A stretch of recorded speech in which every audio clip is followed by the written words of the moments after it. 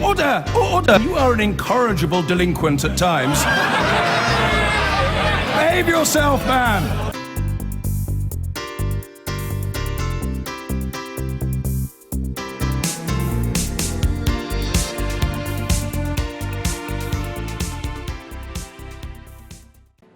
Now, as Scottish voters prepare to go to the polls to elect all 129 members of the Holyrood Parliament, the ruling Scottish National Party have released their manifesto. But what have they achieved over the last 5 years in power? Here's our political editor, Gary Gibbon. Mobbed by supporters at her manifesto launch, Nicola Sturgeon is an unchallenged leader in a party that utterly dominates the political landscape. They already know she's going to be re-elected. Just when you thought the SNP couldn't get any stronger, it looks as though the party's going to confound the political rulebook yet again. After last year's near clean sweep of Westminster seats in the general election, it looks as though the party's going to increase its majority at Holyrood. It's raising questions about what the SNP has done with its 9 years in power there already. Is it just managerially competent or truly radical? And just how much of an appetite for radicalism have Scottish voters got? I think you have to revise the myth of Scotland. Scotland is in fact more mainstream and more middle of the road than it has liked to tell itself. And yes, the SNP has done very well out of that. Bear in mind its 2007 victory, its 2011 victory, and what looks like inevitably its 2016 victory will all have been based on very middle-class policies, tax freezes, more policemen, looking after government well.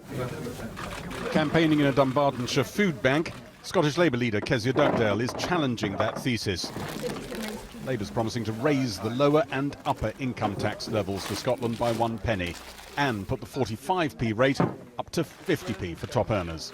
The SNP isn't touching those tax rates, even though it's been demanding power over them for years. I think she's very risk adverse. I think she's representing the status quo. She's not prepared to do things differently, to be bold. I think she probably is worried about upsetting people. You're talking about the darling of the centre-left across the United Kingdom in Not last anymore. year's debates. What's the proof point for that? You're risk averse, very risk averse, she said. Well, if you cast your mind back to the independence referendum, I think you'll find she was saying the exact opposite then. You know, if I say white, Labour will say black. The Scottish Lib Dems leader is also promising a penny on the lower and upper rates. I'm not sliding down it. And any photo op you like. You would have thought after 80 years campaigning for more powers for the Scottish Parliament, they might want to use one or two of them when they got the chance. But they are so timid, frozen to the spot, fearful of upsetting anybody. I'm not going to increase taxes on low-income earners because I don't think it's right that people who are struggling to make ends meet get their taxes increased to pay for George Osborne's austerity.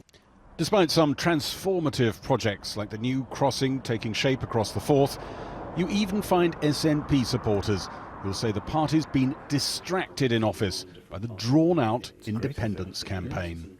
There's no doubt that the last 5 years in particular were wasted in some respects. Yes, we did the referendum and that has its benefit, but in terms of social policy, nothing strong came through. Well, I just don't accept that at all. And if that was true, then while I take nothing for granted in this election, I don't think you would see the SNP in most polls some 30 points ahead of our nearest rival.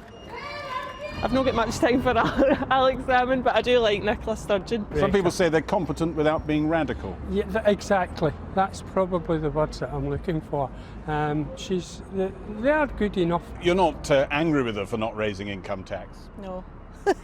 Why would I be? I've got to pay it, so why would I be angry at that? Thanks. The Scottish Conservatives leader is hoping she can beat Labour to a very distant second place.